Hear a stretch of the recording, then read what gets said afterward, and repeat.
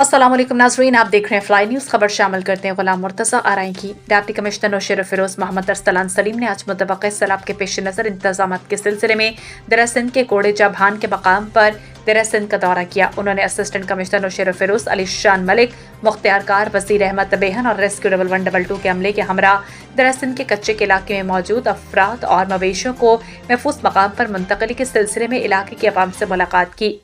उन्होंने कहा कि दरिया में मजीद सैलाबी पानी आने का खतरा है, इसलिए उन्होंने वहां मौजूद अफराद को अपने माल मवेशी समेत हुकूमत सिंध की जानिब से कायम किए गए रिलीफ कैंपों में मुंतकिल होने के लिए कहा।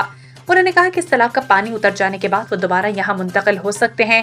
उन्होंने कहा कि सिंध हुकूमत और वज़ीर आला सिंध की खास हिदायत हैं कि दरिया में मजीद सैलाब का पानी आने का खतरा है, फौरी तौर पर कच्चे के इलाके से मुंतकिल होकर महफूज मकाम पर कायम रिलीफ कैंपों में शिफ्ट हों, जहां इन्हें रहने के लिए जगह, इलाज मुआलजे के लिए मेडिकल कैंप, इनके जानवरों के लिए वेटरनरी मेडिकल कैंप की सहूलत मौजूद है।